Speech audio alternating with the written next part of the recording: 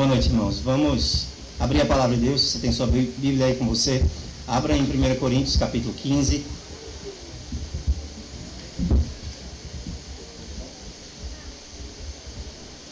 Coríntios 15.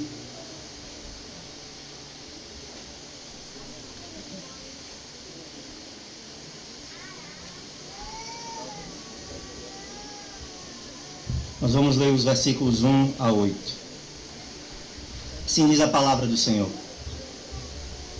Irmãos, venho lembrar-vos o evangelho que vos anunciei, o qual recebestes e no qual ainda perseverais.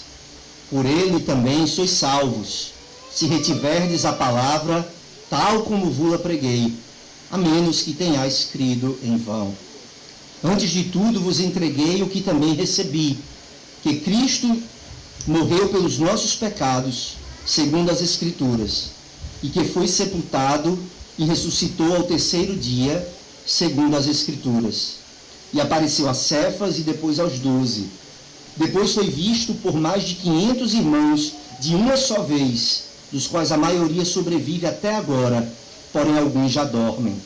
Depois foi visto por Tiago, mais tarde por todos os apóstolos, e afinal, depois de todos, foi visto também por mim, como por um nascido fora de tempo. Amém. Vamos orar ao Senhor mais uma vez.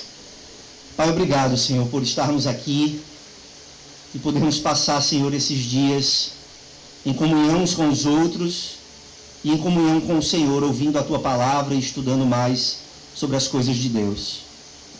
Ó Senhor, nós rogamos que durante todos esses dias o Teu Espírito nos dirija, nos guie, nos ajude a ter conversas edificantes e nos ajude a aprender mais do Senhor.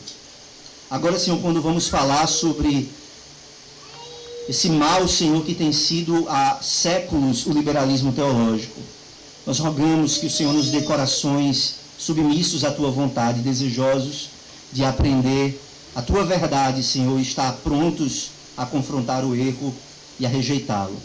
Ajuda-nos, nós te pedimos, em nome de Cristo. Amém.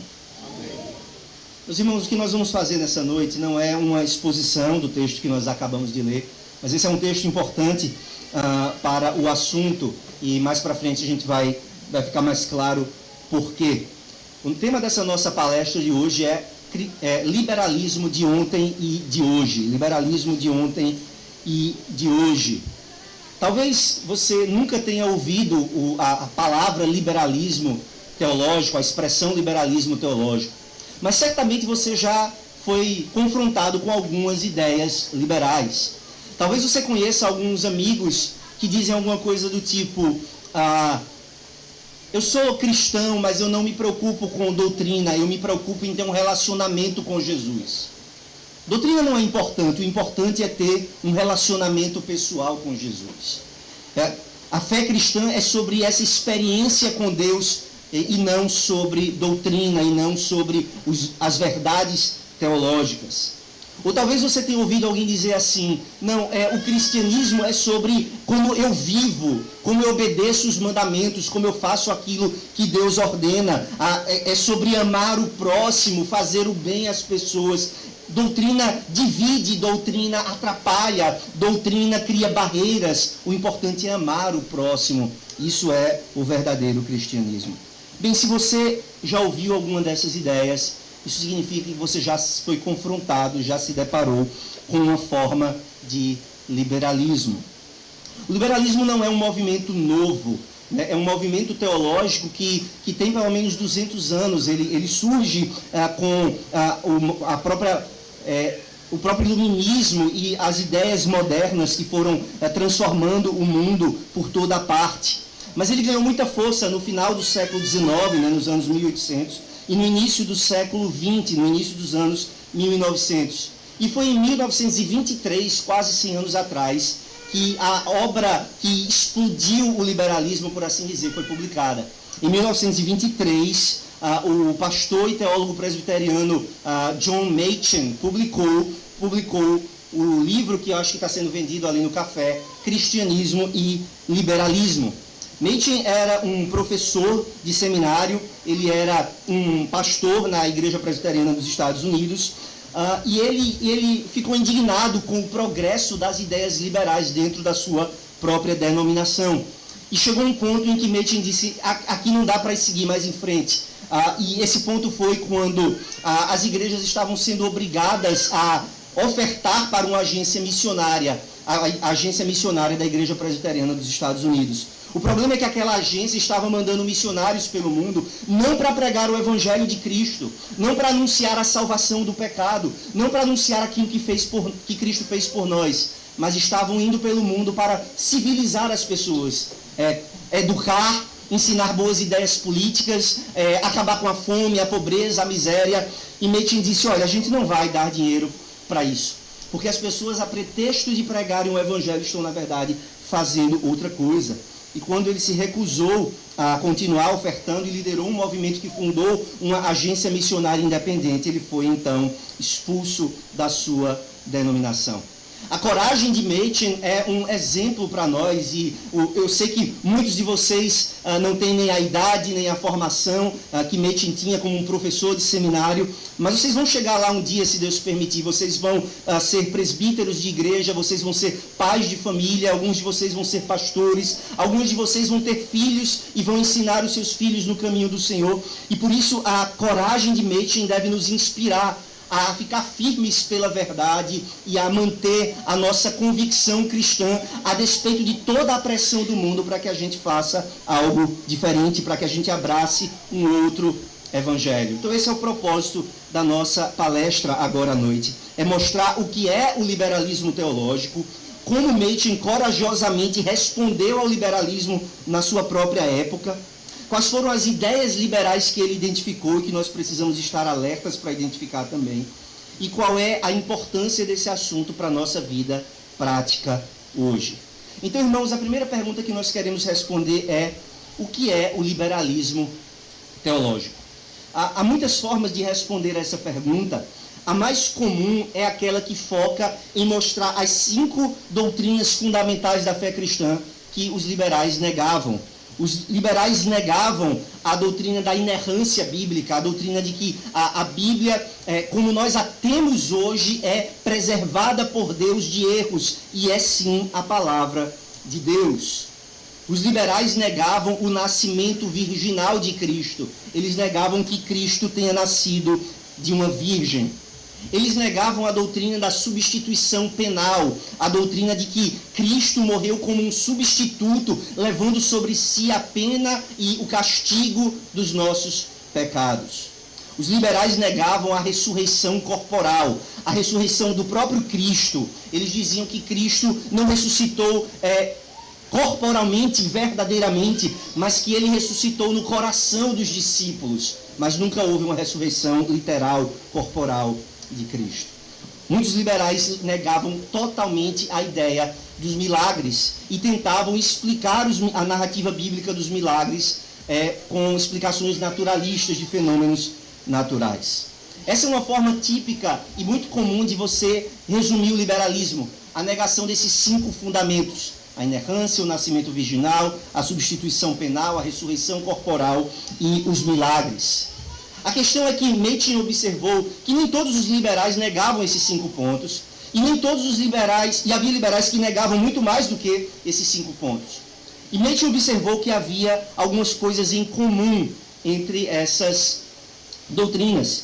E ele percebeu que, na verdade, havia um problema muito mais profundo, um problema que estava no fundamento e nos pressupostos que governavam as ideias liberais. O que Machen vai fazer, então, é definir o liberalismo como uma forma de neopaganismo anticristão. Machen vai dizer que, na verdade, o liberalismo não é uma forma de cristianismo, como nós temos os nossos irmãos batistas, nós temos os nossos irmãos congregacionais, são confissões cristãs diferentes. Machen disse que o liberalismo não é mais uma confissão cristã. O liberalismo é uma religião totalmente diferente, que fica travestida de cristianismo, se disfarça de cristianismo, mas é algo completamente oposto ao cristianismo. Machen diz mais, ele diz que se o liberalismo vencesse o debate teológico, o cristianismo simplesmente deixaria de existir, porque o sucesso do liberalismo seria a morte do cristianismo, como revelado nas Escrituras Sagradas. Machen percebe que os liberais faziam uso de palavras cristãs, mas o significado que eles davam a essas palavras era totalmente diferente. Por exemplo, dizer que Jesus ressuscitou no coração dos discípulos é dizer que Jesus não ressuscitou. Então, falar de ressurreição nesse sentido é negar a própria ressurreição. Chega um ponto em que Machen diz que o cristianismo está sendo atacado de dentro por um movimento que é anticristão até o núcleo, completamente anticristão. Esse é o liberalismo. Uma cosmovisão naturalista, uma cosmovisão que nega o sobrenatural e que se opõe ao cristianismo no seu nível mais profundo. Qual foi a resposta que Machen deu à teologia liberal? Ele escreveu Cristianismo e Liberalismo para responder a esse problema que ele viu na teologia liberal. E o propósito do livro de Machen é justamente mostrar que o liberalismo não é uma mera forma desviada de cristianismo, mas, como já disse, uma fé completamente distinta. E Machen prova esse ponto enfatizando essas pressuposições que estão por debaixo do pensamento liberal e contrastando essas ideias com as crenças cristãs. Machen vai então capítulo a capítulo mostrando como o liberalismo e o cristianismo são opostos. Ele fala no primeiro capítulo sobre a cosmovisão naturalista dos liberais, uma cosmovisão que nega o sobrenatural. Ele fala no capítulo 2 sobre o conceito liberal de doutrina. Ele fala no capítulo 3 sobre a visão liberal de Deus e do homem. Ele fala sobre a visão liberal da Bíblia no capítulo 4. Ele fala sobre a visão liberal de Cristo no capítulo 5. Sobre a visão liberal da salvação no capítulo 6. E sobre a visão liberal da igreja e das implicações sociais do Evangelho no capítulo 7. Agora, apesar de focar em doutrinas específicas do liberalismo ao longo do livro, o que Machen fez de mais poderoso, o que ele fez de mais importante, e por isso o livro continua sendo tão valioso para os nossos dias hoje, é que Machen percebeu que havia algo, como eu já disse, em comum em todas essas ocasiões em que o liberalismo se desvia do cristianismo. Há um conjunto de pressuposições anticristãs que está operando por detrás dessas doutrinas liberais. E Machen então identifica algumas delas, eu vou focar em três pressuposições liberais que Machen identifica. A primeira delas é a rejeição do caráter histórico da fé cristã. A segunda delas é a rejeição do caráter dogmático da fé cristã. E a terceira delas é a negação do caráter sobrenatural da fé cristã. Então, tendo entendido qual é o propósito de Machen ao atacar o liberalismo, nós precisamos ver cada um desses pontos em que o liberalismo rejeita a fé cristã de forma muito fundamental. A primeira delas, a rejeição do caráter histórico da fé cristã. O que os liberais faziam? Eles diziam que eram pessoas muito preocupadas com a história. Tão preocupadas com a história que eles estavam dispostos a negar que as histórias bíblicas fossem verdadeiras. Eles saíam à busca do Jesus histórico, tentando identificar o que é verdade e o que é mito nas Escrituras.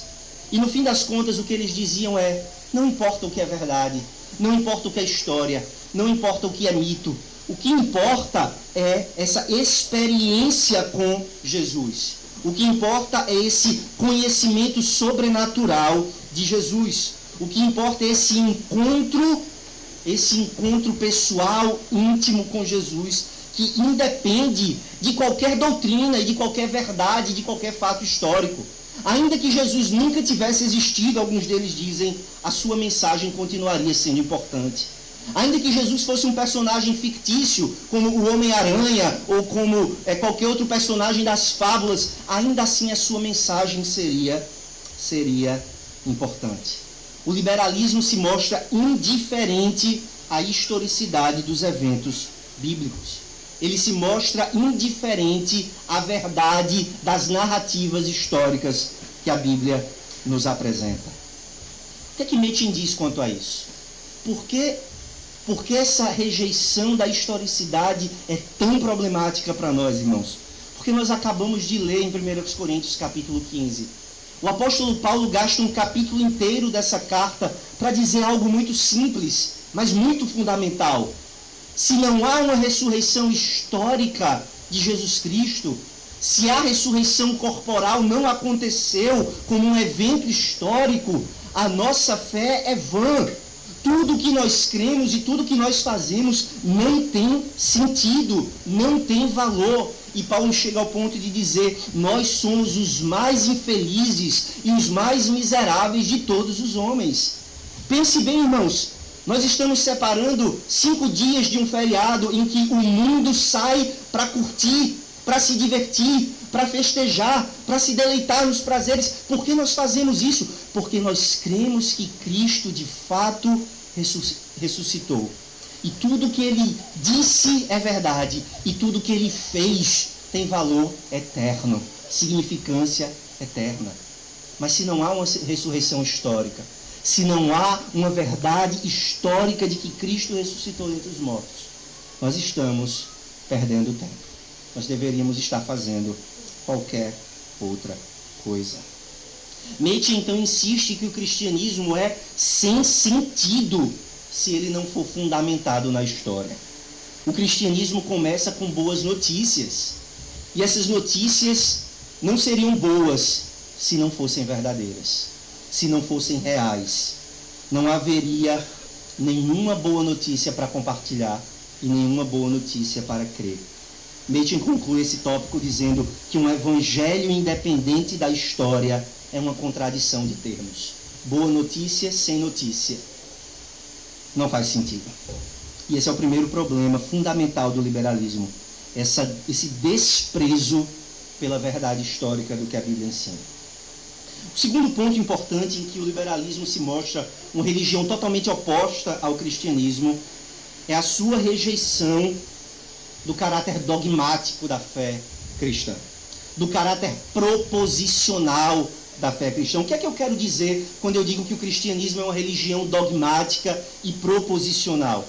Eu quero dizer que o cristianismo nos ensina que existem verdades importantes para serem cridas e que rejeitar essas verdades ou ser ambíguo quanto a essas verdades é extremamente problemático. O que os liberais do tempo de Machen faziam? Alguns eram mais ousados e negavam totalmente a importância da doutrina. Eles diziam: não é importante falar sobre perdão de pecados, não é importante falar sobre uma ressurreição, não é importante falar sobre pecado original, nada disso importa. O que importa é fazer o bem aos homens. Eles usavam a única doutrina que era importante para eles, é o que eles chamavam de a paternidade universal de Deus, Deus é o Pai de todos, e a fraternidade universal dos homens. Nós somos todos irmãos, independentemente de religião. Essa era a única doutrina que os liberais de fato valorizavam. Nós precisamos reconhecer que existe verdade em todas as religiões, que todas as religiões estão buscando a mesma coisa e que, portanto, nós precisamos dar as mãos e fazer o bem uns aos outros. Essa coisa de pecado original, de doutrina da criação, de doutrina da redenção, tudo isso é de pouca ou nenhuma importância. Esses eram os liberais mais ousados. Mas havia alguns liberais menos ousados. O que é que esses liberais menos ousados faziam? Eles não diziam que negavam essas coisas, nem diziam que essas coisas não eram importantes, mas, como eu já falei, eles mudavam o significado das palavras.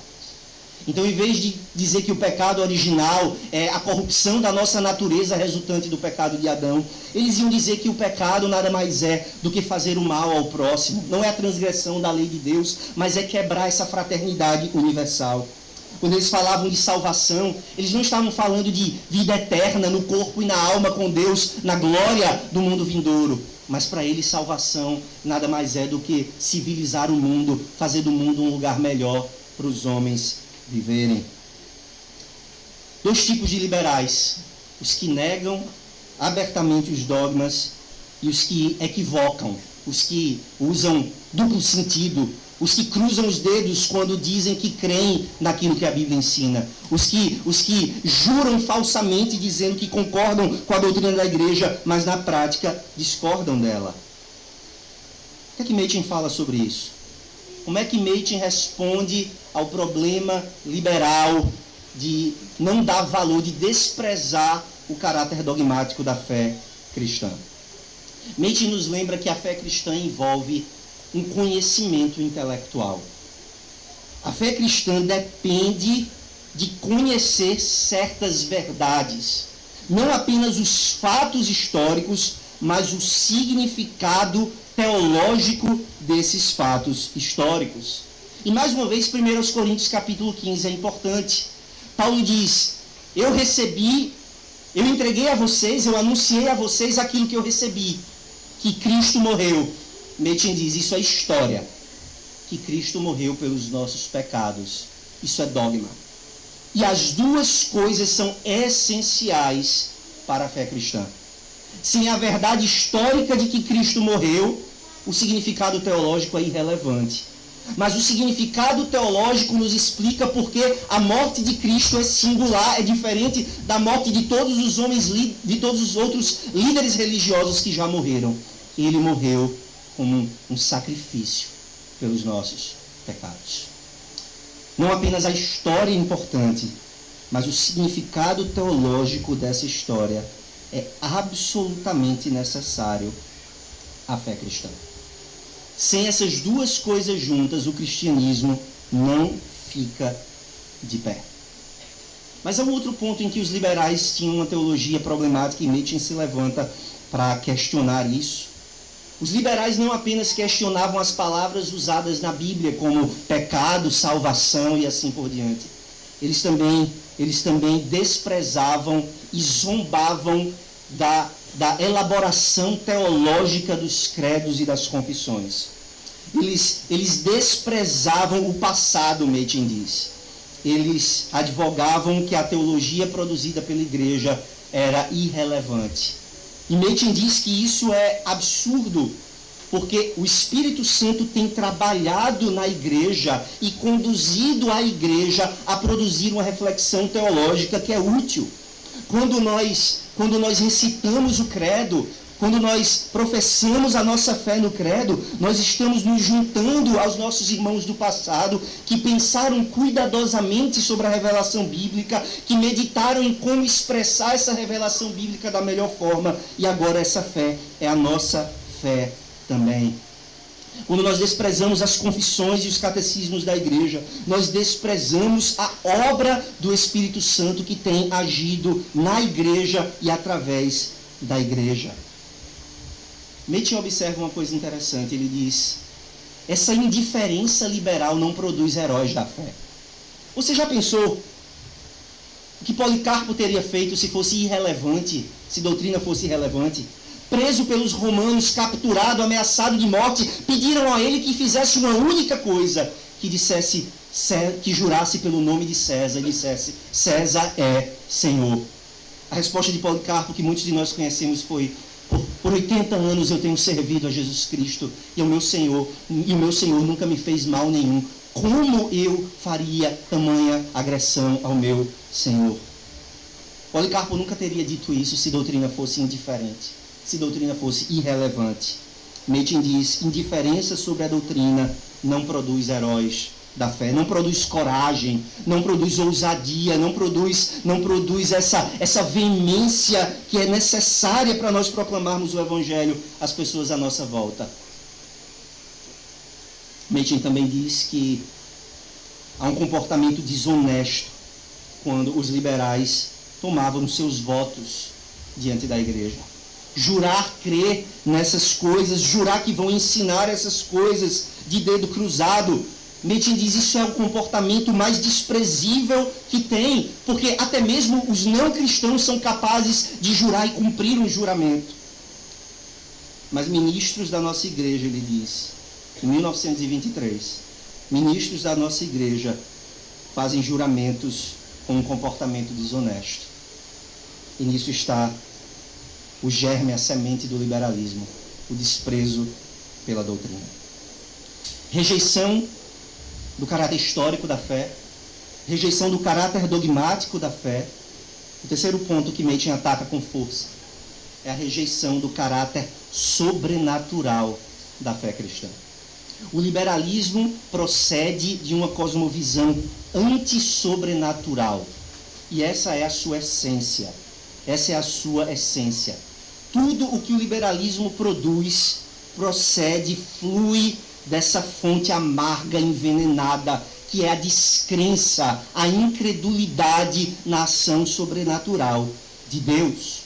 Os liberais negavam que havia uma distinção entre criador e criatura, porque tudo que existe é o mundo, portanto Deus tem que estar, se Deus existe, ele tem que estar no mundo.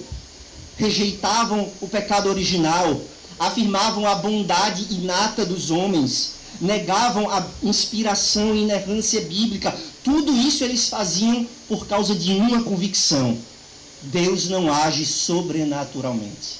Ele não pode fazer milagres. Ele não pode inspirar profetas. Ele não pode prever eventos antes que os eventos aconteçam. Jesus não é uma pessoa sobrenatural. O eterno Filho de Deus que se fez homem, ele é apenas o mais elevado dentre os homens. Eles não aceitavam que a salvação pudesse ser feita pela obra sobrenatural do Espírito Santo nos corações. A salvação estava em cada um despertar a sua bondade inata e fazer o bem. A ênfase liberal toda, portanto, tem que estar em bondade social, em ação social, em transformação da cultura e nunca na salvação pessoal dos homens pela obra regeneradora do Espírito Santo. Como é que Machen responde a essa cosmovisão antissobrenatural? Machen diz: primeiro você precisa entender que essa cosmovisão permeia tudo que o liberal diz e faz. Ela é resultante de uma mudança profunda na cultura, que procede de um otimismo com respeito à natureza humana. O liberalismo começa com isso. O homem é bom, não existe sobrenatural. E Machen diz: isso é paganismo. Isso não é cristianismo. O cristianismo ensina sobre um Deus que está fora da criação e que não se confunde com a criação e que atua na criação, governa a criação pela sua providência. E o homem é caído, necessitado de um Salvador. É por isso que ele diz: o liberalismo é uma forma de paganismo disfarçado de fé cristã. E por isso o liberalismo é uma religião desse mundo. É uma religião que não aspira à vida futura, que não aspira à eternidade, que não aspira a novos céus e nova terra, mas a uma mera transformação da vida presente. Machen, ao escrever esse livro, ele conseguiu, certamente, atacar não apenas os ramos do liberalismo, mas ele atacou a raiz do liberalismo. E, num sentido muito importante, o liberalismo morreu. Ele não tem mais a pujança, a força que tinha 100 anos atrás. Num sentido real, os liberais perderam a batalha e graças a Deus por isso. Mas a verdade é que ainda há muitas sementes liberais espalhadas por aí. E por isso é importante para todos nós, jovens e velhos, entendermos a importância de reconhecer esses resquícios de liberalismo infiltrados na nossa cultura e muitas vezes na igreja. A importância da obra de Machen, porque ela merece ser lida ainda hoje, é porque a resposta que ele deu ao liberalismo, a identificação das premissas liberais, ainda nos ajuda a entender o mundo em que nós vivemos e os problemas que assolam a igreja hoje. Eu quero então encerrar chamando a atenção de vocês para 3 áreas em que nós precisamos estar alertas para essas sementes, esse germe de liberalismo que pode estar bem perto de nós.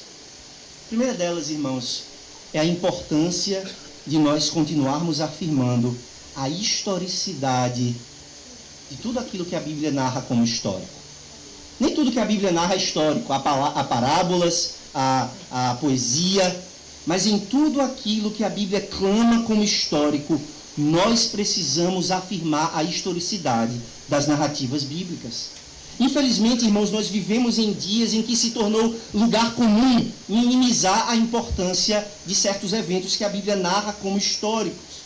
As pessoas dizem assim: não importa se Deus criou o mundo em 6 dias literais, não importa se existia um Adão histórico, não importa se houve um dilúvio universal, o cristianismo continua firme, mesmo que essas coisas sejam negadas.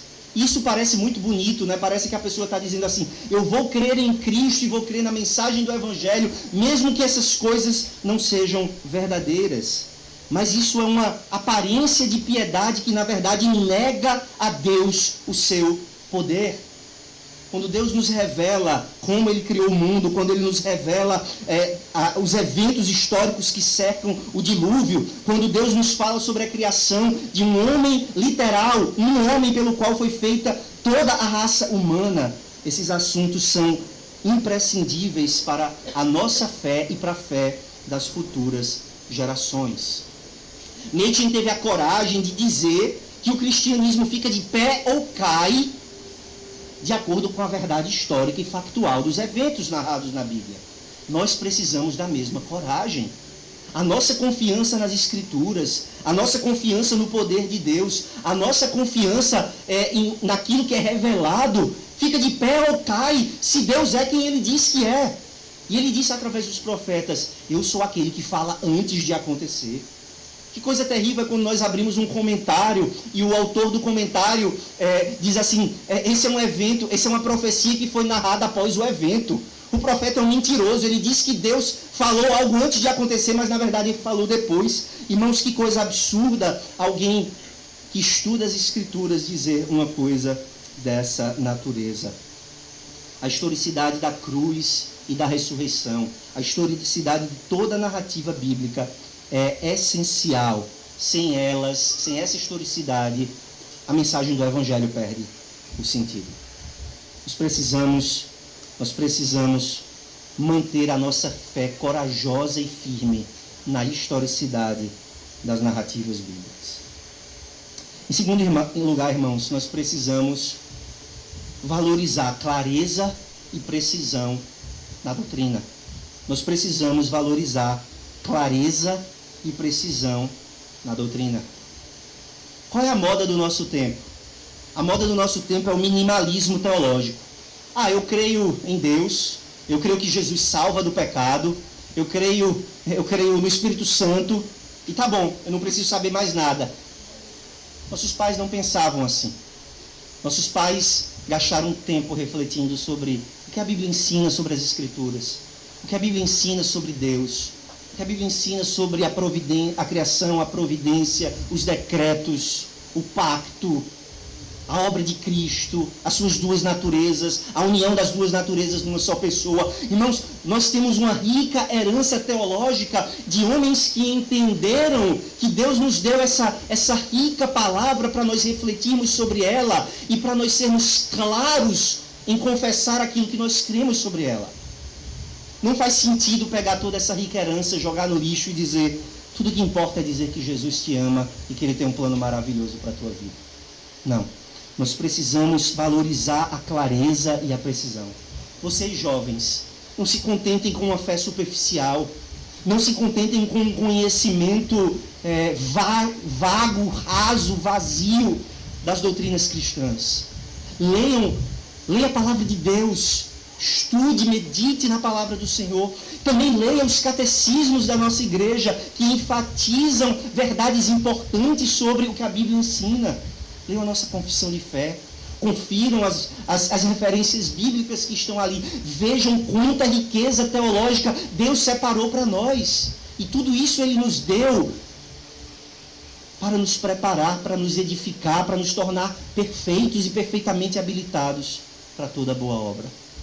Nós precisamos valorizar clareza e precisão teológica. Um terceiro ponto, irmãos, em que nós precisamos ainda estar atentos para os resquícios de liberalismo em nossos dias, é que nós precisamos perceber que essa cosmovisão antissobrenatural ainda está solta. Ela está solta. E essa é a visão que o mundo tem. E muitas vezes ela entra na igreja. Nós precisamos defender que a fé cristã é sobrenatural. Que a ação salvadora de Deus é sobrenatural. Que Deus não está sujeito às leis da natureza, mas que Ele pode agir por meio dessas leis, sem essas leis, contra essas leis, É exatamente aquilo que nós chamamos de milagres. Há um ponto importante em que esse assunto aparece em nossos dias. Talvez alguns de vocês conheçam, talvez não. Está havendo em nossos dias na igreja, inclusive nas igrejas presbiterianas, um debate sobre o que caracteriza a obra do Espírito Santo na nossa santificação e na nossa identidade cristã. E há, infelizmente, um grupo de cristãos que tem dito, com respeito à sexualidade, né, e à homossexualidade em particular, que a homossexualidade é um aspecto da minha identidade que Deus não muda. Deus converte um homem ou uma mulher, e essa pessoa tem seus desejos pecaminosos, suas inclinações para aquilo que é contrário à natureza. E, infelizmente, há cristãos em nossos dias que dizem assim: essa é uma parte imutável de quem eu sou. Alguns chegam a se definir como um cristão gay. Eu não pratico, eles vão dizer, eu não pratico, mas isso é parte de quem eu sou. Qual é o problema de dizer isso? Qual é o problema de dizer eu sou um cristão gay? É o mesmo problema que haveria em dizer eu sou um cristão racista, ou eu sou um cristão iracundo, ou eu sou um cristão ladrão, ou eu sou um cristão adúltero. Qual é o problema? Você está se identificando não por quem você é em união com Cristo, mas pelo pecado que atormenta você. Você está se identificando não por aquilo que Cristo fez em você, mas está se apegando à sua velha natureza dominada pelo poder do pecado. No fim das contas, essa ideia de dizer que é possível falar de um gay cristão nega a obra sobrenatural do Espírito Santo em transformar as nossas vidas. Claro, irmãos, há lutas contra o pecado. Há uma guerra que é preciso ser travada para mortificar pecados. E muitos que são convertidos verdadeiramente a Cristo vão lutar para mortificar pecados na área sexual. Mas nenhum de nós vai se identificar com o nosso pecado. Nenhum de nós vai dizer, esse sou eu, isso é quem eu sou. Pelo contrário, em 1 Coríntios capítulo 6, Paulo diz, vocês não sabem que essas pessoas não herdarão o reino de Deus, nem sodomitas, nem efeminados, nem avarentos, nem ladrões, nem roubadores herdarão o reino. E aí ele diz, veja a importância do tempo verbal. Tais fostes alguns de vós. Vocês eram assim, mas vós vos lavastes, mas fostes santificados, mas fostes justificados no Espírito do nosso Deus. Essa ideia pós-moderna da identidade sexual, de que nós somos, que nós nascemos dessa maneira ou daquela maneira, nega o poder de Deus, nega a santificação que o Espírito Santo produz, nega que Deus pode agir sobrenaturalmente para transformar um pecador. Nós precisamos estar alertas para isso. Eu quero que os irmãos entendam que eu não estou dizendo que todo mundo que discorda da gente é liberal. Há, de fato, divergências sinceras que os cristãos podem ter uns com os outros. Há, de fato, áreas em que nós podemos dizer, eu acredito que a Escritura ensina isso, você acredita que a Escritura ensina algo diferente, e nós podemos nos amar e nos reconhecer como cristãos. Mas existem coisas que são fundamentais.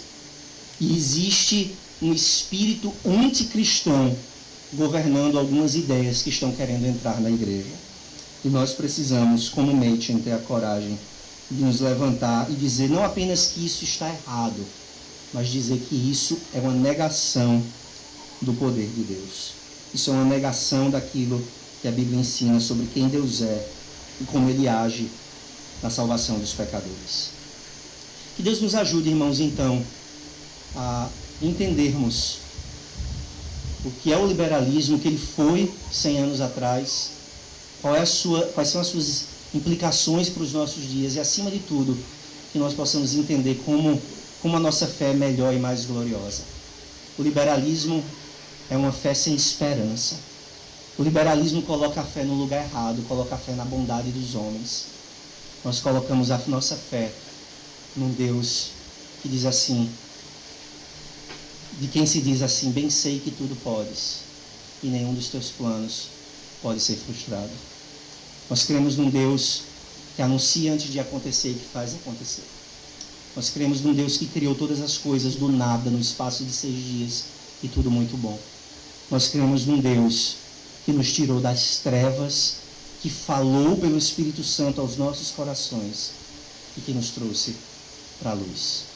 Que nós tenhamos coragem de servir esse Deus com ousadia. E onde identificarmos o erro, que tenhamos coragem de nos levantar e confrontá-lo. Vamos orar mais uma vez.